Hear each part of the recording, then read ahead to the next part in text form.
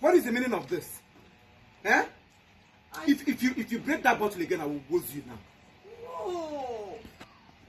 I saw evil spirits in all these bottles here. So I want to break it. Hey, Prophet, if you try that, I can't think I'm gonna get Are you alright?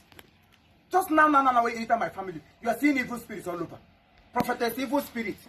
You saw evil spirit inside the bottle, but the evil spirit that is living in you, you didn't see it.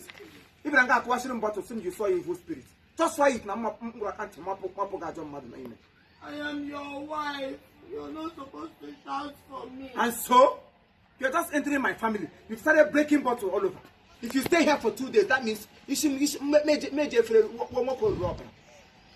what is wrong with you? Stand up from there, sister. This is not what I will see in this family. If you want to remain here, mind you. Okay, pick up from her. This is not what I will continue to see in this family. If you continue like this, that means I get what nonsense? Close your mouth. Will you close your dirty spoon? It's me, Kiruka, the queen of the whole world. Yes. You won't hear one name. Go around and ask of you. I'll pokan and one akaka. One akaka. Give me a mbiagia. Inside.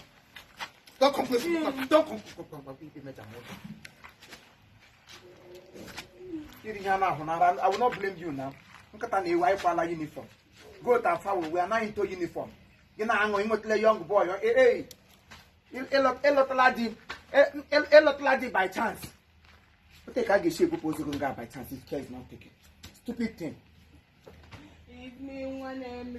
Open is me one akako. You can just get ready for my hokoko. Damn you. Nonsense. My phone is kicking out than 2,000. I need you 2,000 hotel. One day I'm still able to get a family. Okay, take again. Action. My phone is kicking. In I be goes running like 2,000. One ebe but here with a bottle of tape, wagish. On with your tape, on that pumps. Umokrodia not a hatch hotel. Go to boat table for a family. Stupid imbecile. I'm not Basabala Hajon mother. A question is Harry. If I have a vacuum, you are not seeing evil spirit inside the bottle. And the gods of our land, no four from this family. I form Popo. And I mean, don't stand on my way, but I'm going to go up on one aqua.